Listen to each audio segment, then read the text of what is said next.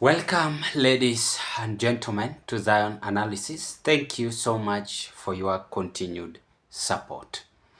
As much as we are now heading for 2027 presidential campaign or political campaign in the Republic of Kenya, remember when I said here that the worst mistake Rigathi Gachagua is going to do is to declare himself as a presidential candidate.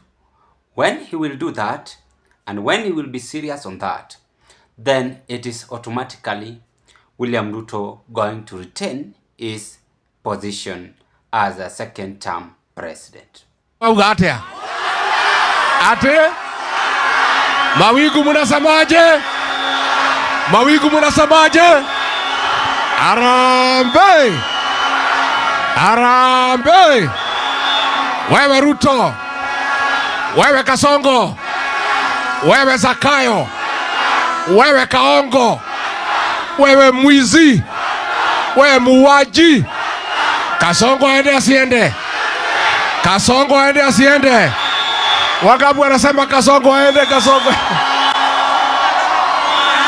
adwa mawego doka haha. You've watched and listened to that video of Rigathi Gachagua busy campaigning for 2027 presidential campaign, which is okay, which is right. But in this video, we want to ask ourselves some two questions. Why this might fail Rigathi Gachagua ahead of 2027?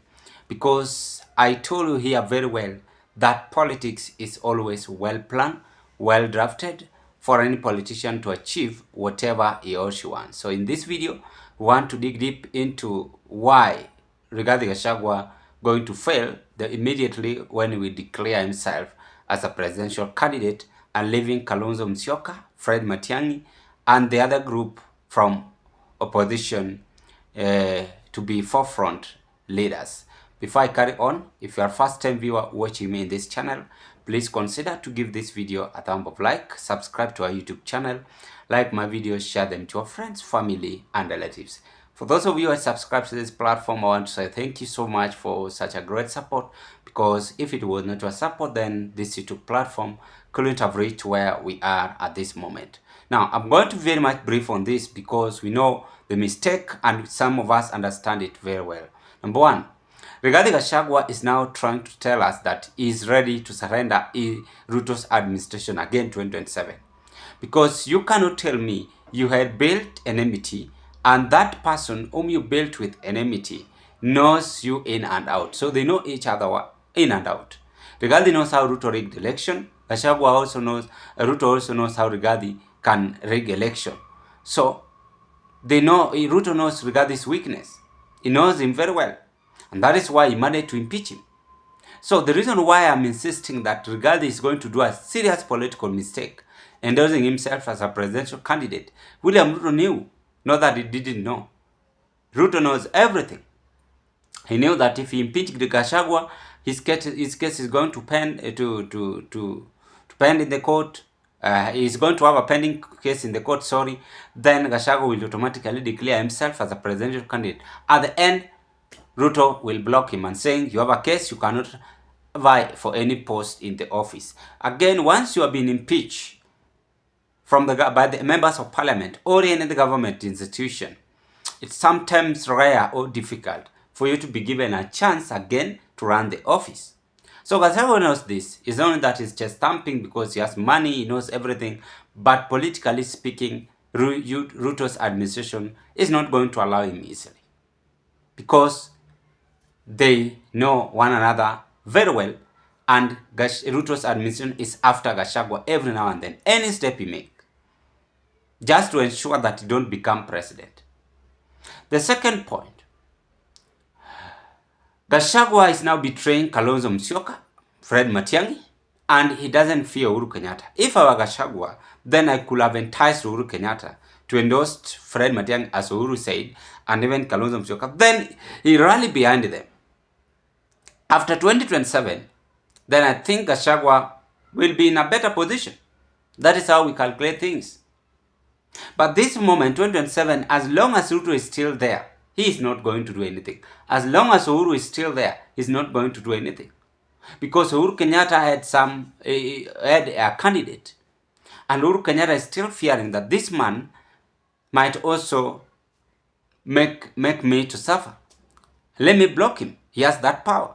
By not giving Gachagua, Mount Kenya, kingpin position. And that is why up to date Uhuru never talk about kingpin position. Is it true? Yes, it is. The third point is that Gachagua is like a dying barking dog. It's just there.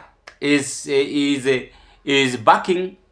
Is like a dying barking dog with no teeth. Sorry, it's just barking, but it can't create. It can't harm any person. It is just there. That is how Gachagua is, because its teeth have been moved by his enemies. So I think he's just trying to prove to them that you really demean me, you really embarrassed me. I now have my own political party, and now I can vie for president. That is Gachagua's mentality. I think this is new political party. He was supposed just to retain it at that position and have more members of parliament, more MCAs, more governors.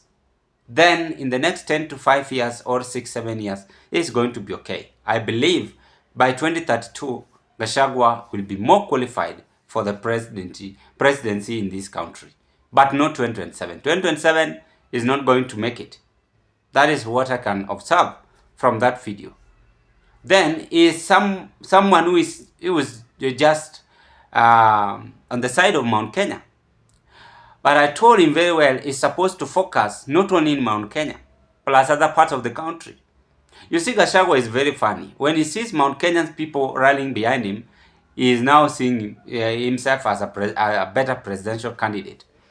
The Kalonzo you are demeaning today and Matiang'i you are demeaning today, the people who are capable to beat William Ruto in this new general election.